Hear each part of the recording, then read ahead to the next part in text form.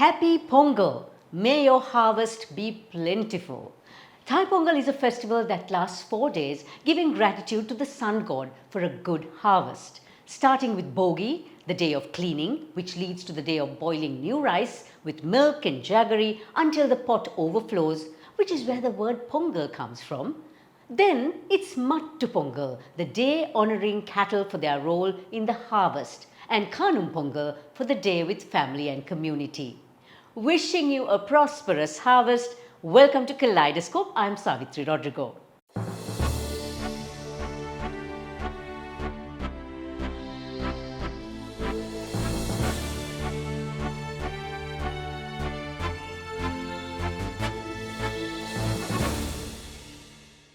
From the Kaleidoscope studios, Tilan Sekara moving beyond sight. Hamburg for some Hanseatic vibes and a quick recap of the week's news in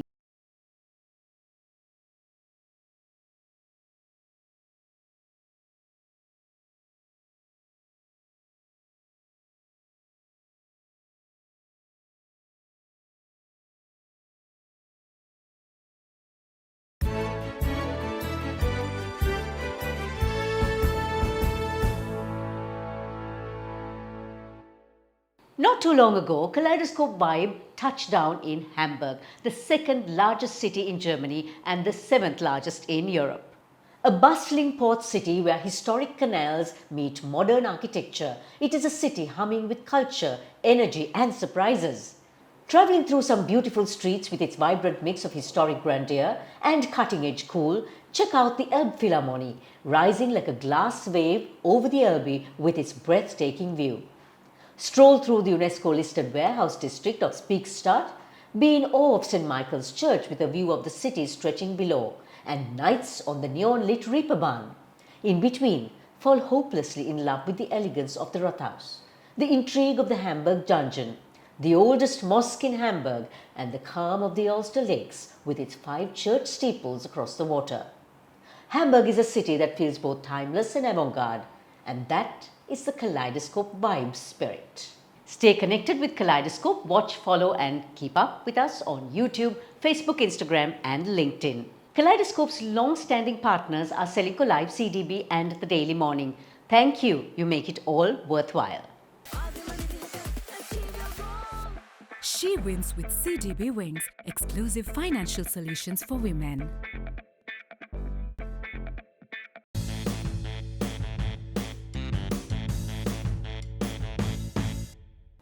All the news that matters in a flash. This is CDB News in a blink. The Sri Lankan government is to roll out a 95 billion rupee MSME support package. Sri Lanka will launch its highest single-year housing drive this year with 31,318 units. Sri Lanka also takes a step to the future with the launch of the island's first smart bus ticketing system.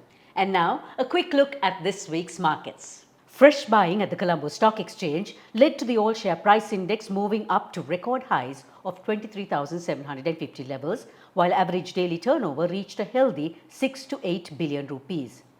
Global oil prices moved up to $61 per barrel as markets reacted to the escalating drone strikes at the Novorossiysk terminal, which handles roughly 2% of the world's daily supply. Gold hit an all-time record high this week, moving to over $4,600 per ounce, as US inflation data led to fresh speculation of US Federal Reserve rate cuts this year, and persistent geopolitical and economic uncertainties drove safe haven demand. Sri Lanka's 10-year-old Tavi Samaravira is now world's #1 in the Under-11 World Table Tennis Federation rankings. The world's most powerful passports for 2026. Singapore at #1 with Japan and South Korea tied at 2nd place. Mattel launches its first Barbie with autism as part of its Fashionistas collection.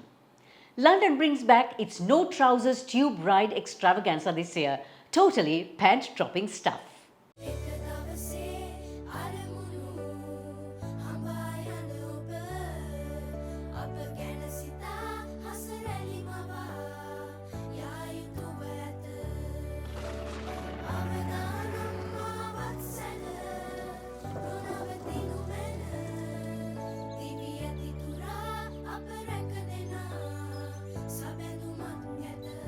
You focus focus on your goals. We will take care of the risks. SriLanka Life.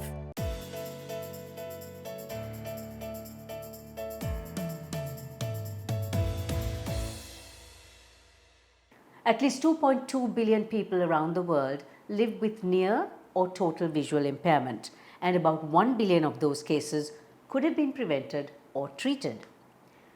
Here in Sri Lanka, surveys show that around 1.6% to 1.7% of adults above 40 experience blindness, with many more living with significant visual impairment, a challenge that extends far beyond eyesight, touching education, employment and inclusion. Today we are joined by Tilan Vijaysekara, a sales and marketing professional who turned banker, and he was a DGM retail banking when he began to lose his sight at the age of 39. He quit his job at 42 and, given the progressive nature of his impairment, is one step away from being legally blind. Tilan gives us a dose of what it is like to be visually impaired. He is on Kaleidoscope Dialogues today. What was it like having your sight, then losing it progressively? What was the most significant change that you experienced? I think the first thing was shock, and then why me phase. When this first started, I was working as a DGM in a bank, and about 10 departments. I was hardcore, almost a workaholic, you would say. I was ultra passionate about what I do. And then, not understanding how life would turn out, I decided to quit my corporate life. And in the next phase, when I started to lose the ability to read and write, that was very hard because I was wondering, okay, that's a bit of my independence going. And then I started losing the ability to recognize people, right? So I walk into a supermarket, walk into a restaurant, wherever, people look at me, I don't know how to socialize. That aspect went. And I'm a divorced father. And I remember the first few times going to pick up my kid from school at St. Thomas's, I was wondering how I'd be able to see him and pick him out of a crowd, because I used to go stand right in front of the gate, wait for him to pick me. So these are all the different kind of challenges that I started facing, and I was wondering about what my future would hold for me, really. What do most communities misunderstand about visual impairment? A lot of people don't understand the difference between being blind and visually impaired. Visually impaired means, now example, I'm just one step away from being legally blind. Being legally blind doesn't mean it's totally dark and you wear a pair of shades like I do and have a white cane. But with people like me who are visually impaired, the biggest problem is people think we are almost like scamming or lying or something like that, because you saw me walking here, you saw me walking up the stairs, I manage because I have peripheral vision, but I don't have central vision, which means I can't read, write or recognize and stuff like that. So that's one of the biggest challenges, because people don't have empathy to you when you go to certain places, so you can't get assistance. Where do communities and public spaces fall short in accommodating people with visual impairments? A lot of people think it's infrastructure, but for me, to be honest, it's not the infrastructure, it's a mindset. Communities, organizations, government institutions, corporates, they don't understand what a visual impairment is or a disability is. They have it in their so-called policies, which is a farce. It's in a file somewhere on a computer and like shut down. They don't really practice it. It's just part of their CSR and corporate communications. First, we need to create a change in people's mindsets to understand what these kind of disabilities are, and then how you would approach them. With your regressive sight, how has that curbed your work abilities? To be honest, Savithri, if you can believe this, I've improved. I'm better than I ever was. Okay, lack of eyesight is a huge problem, but in terms of my mind and my abilities, have really improved. I used to be a corporate guy, right? And then I got into startups and consultancy, all these things. Now I got into international startup. I saw how world-class organizations operate in the startup space. Now I bring those learnings to corporates. And overcoming challenges, when I talk to people now, I can change people's lives. If and when you do lose your sight completely, how would that change you and what you do? It will be very tough. Right now I'm totally independent. I live alone in an apartment and totally independent. I go here and there. Right now I'm able to navigate different things using my accessibility tech solutions and things like that. But once total darkness hits, it's a different game.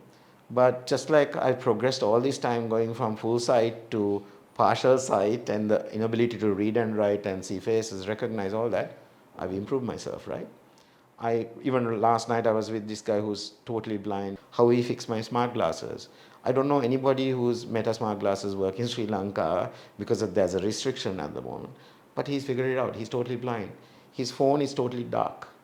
Right? He just operates like this. So I need to improve myself. So enjoy Pongal. We'll be back next week.